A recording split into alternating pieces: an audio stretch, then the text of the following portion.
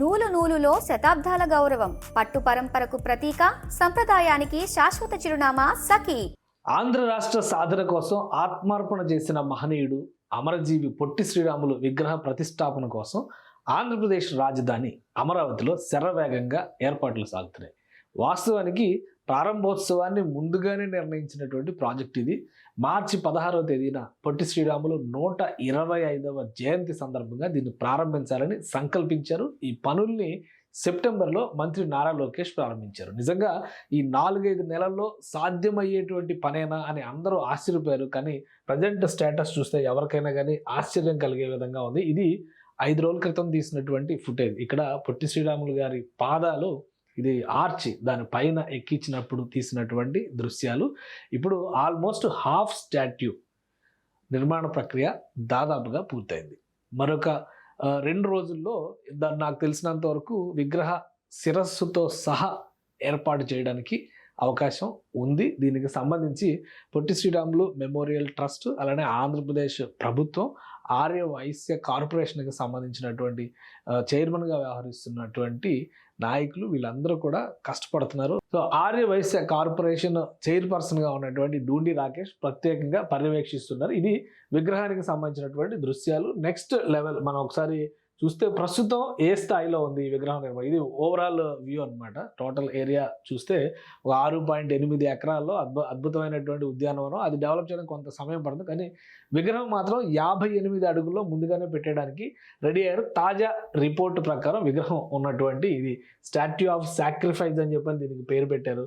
So అంటే దాదాపు నడుము భాగం వరకు వచ్చింది. మొత్తం ఈ ప్రాజెక్ట్ని ఈ విగ్రహాన్ని 6 భాగాలుగా విభజించారు. ఈ 6 భాగాల్లో పాదాల భాగం ఇన్స్టలేషన్ చేసినటువంటి దృశ్యం మన దగ్గర ఉంది ఆల్రెడీ. ఇది సెకండ్ పార్ట్, ఇది థర్డ్ పార్ట్. దీని తర్వాత చెస్ట్ పార్ట్ వరకు ఒకటి, అలానే పైకి ఇంకొక తల భాగం ఒకటే సపరేట్గా వస్తుంది. సో మొత్తం ఇంకొక 3 ఇంటర్లింక్స్ ఉన్నాయి ఇందులో కనిపిస్తున్నటువంటి డేటా ప్రకారం చూస్తే కనుక.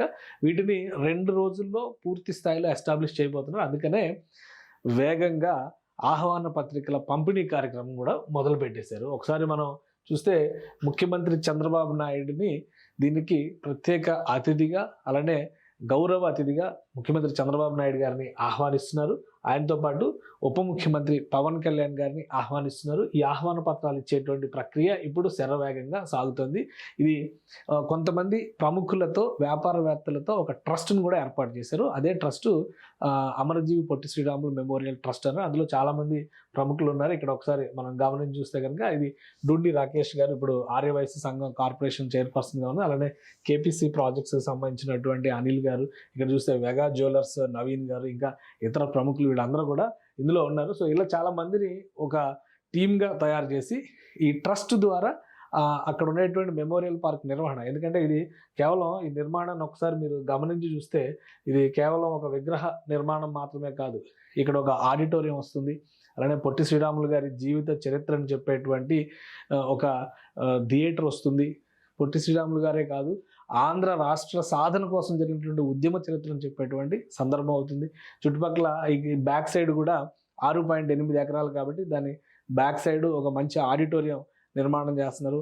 సెమినార్లు, కాన్ఫరెన్సుల నిర్వహణకి సంబంధించినటువంటి వ్యవస్థలు ఇవన్నీ కూడా ఇందులో ఇన్కార్పొరేట్ చేస్తున్నారు. పెద్ద పార్కింగ్ ఏరియా, అలానే బ్యూటిఫికేషన్, వాటర్తో ఫౌంటైన్లతో ఏర్పాటు చేయడము, అందమైనటువంటి ఆర్చ్ మోడల్లో వస్తుంది.